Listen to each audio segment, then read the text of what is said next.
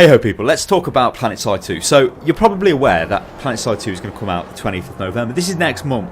This is in fact literally 1 month away. I mean, it's kind of under that, I think, but it's imminent. So why is this bad? Well, let's have a chat with old Stylosa as to why this is massively bad, and you could argue typical SOE behaviour. So PlanetSide 2 is a fantastic game. Don't get me wrong, it's fantastic. Everything about it, I absolutely love the game.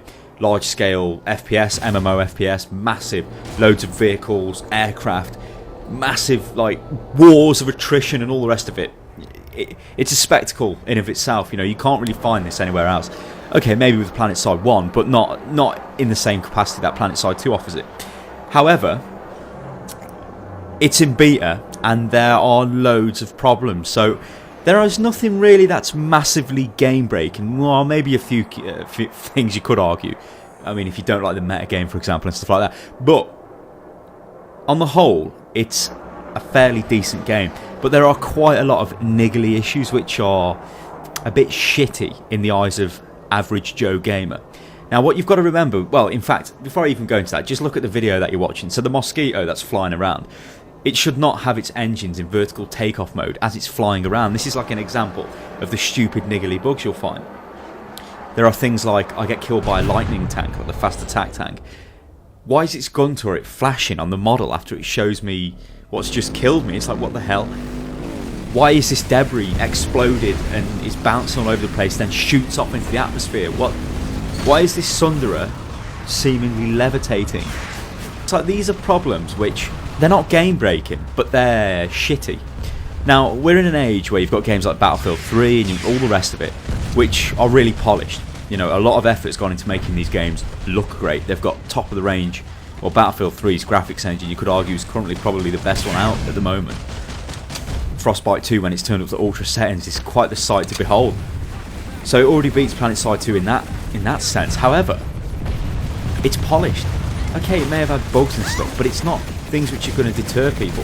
Now, PlanetSide 2 is a free-to-play MMO FPS, right?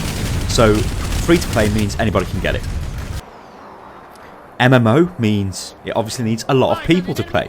And FPS, well, it's a first-person shooter game. So you need loads of people to love the game when it comes out. You need these massive populations, because without them, you're not going to get these large-scale wars, because if there's no players, there's going to be no wars. You know, there's just going to be small squad actions on the go all over the place. Now, I think, well, I don't think, I know, if they release the game in a month's time, right, unless they've got geniuses working at Sony and they can absolutely fix all the issues, introduce a new continent, completely test the continent so it's balanced to some degree, while testing Ezimir, which is out at the moment, and finishing off Indar, and also fixing all the weapons, adding the weapons, sorting out the certs, deciding on how the hell they're going to allocate the resource points, which they only drastically changed, you know, a few days ago. It's laughable. It's like, what the hell? There's so much stuff which needs to be sorted out before the game can really launch. You cannot do this in a month. I honestly thought that PlanetSide 2 would launch maybe Q1, Q2 next year. Give it another 4 or 5 months maybe of development and then launch the game. But no, it's coming out next month, so this is just going to be... It could be absolutely fatal for the game, terminal. If the game launches and does not retain players because of the amount of stupid, pissy, shitty bugs which are in the game, which cause Joe Blogs, the average gamer, to think, I'm not playing this, because he hasn't paid for the game, remember, he's downloaded it for free. So he doesn't care. The game needs to impress him to keep him playing, else he's just going to go off and play whatever. You know, there's absolutely loads and loads of games you can play now which are free to play, so why the hell would you want to play a game which is buggy when you could go and play something, you know, something else? It's just beyond belief, and I cannot believe it. It's, you know, I put a lot of faith into this game. Like I said, PlanetSide 2 is essentially my ideal game. You can tell from all the coverage and the content I've produced on the game, you know, the videos on the channel, the live streaming. I absolutely love the game. The problem is, though, I cannot sit here and argue, oh yes, the game's fantastic, when the game's it comes out and it's in a state of disrepair. Well, not disrepair, but a state of extremely unfinished and needs a lot of work still doing to it. I mean, it really looks to me like what Sony are doing. They are releasing the game next month, but it's not really a release, is it? It's just an open beta phase. And then you're probably going to look in a few months' time after they've managed to sort this, the problems out and the rest of it. Bearing in mind they're taking massive damage off the loss of players at this point, because first impressions count and all the rest of it. They'll then probably do another launch, like a soft launch a bit later on, which will be kind of like Alpha Squad. Well, the Alpha Squad offer, but cheaper, maybe 50%. It'll be slightly different, maybe give you some more things to try and get buzz back into the game, because it will suffer.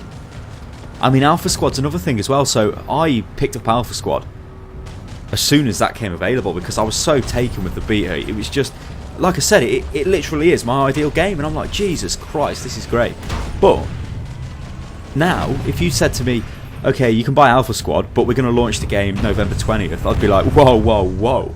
I wouldn't buy Alpha Squad. I'd be like, no, I'm going to leave this now, because I think I need to see what the game's like when it launches. The problem is, I just can't believe it, guys. I literally cannot believe it. And I think that's a bit of shrewd marketing off their part as well, not actually announcing the date and putting out all the Alpha Squad stuff, knowing that people will be like, oh, this game's got a lot of potential, which it has. People pick it up, and then, I mean, this is me thinking cynically, then all of a sudden it's like, oh yeah, by the way, the release date is like next month. Hope you enjoy the game. I don't know, guys. Let me know in the comments below, because I love the game. I think it's a great game. But I do not want this game to launch in a state where it's not finished, and I believe that is exactly what it's going to do. And I also believe that's going to impact the subscribers, the people who play the game, and it's going to be extremely negative, and the numbers will be down, and eventually, if they don't sort it out, the game will just die off because of an extremely poor launch. That's what I think anyway, and it's a negative, and I don't want to think like that. But when I see things like we're going to launch next November the 20th, I just can't believe it. I just can't believe it. It's absolutely pissed me off to no end. It's ridiculous behaviour. So let me know, guys, what you think in the comments below. What do you think on the situation? Do you think I've overreacted or whatever? Make sure you follow me on Twitter as well, at Unit Lost Gaming, because I tweet almost all the time. And subscribe to the channel. And let's hope PlanetSide 2 doesn't capitulate. Please don't capitulate. I'll catch you next time, people. Toodaloo.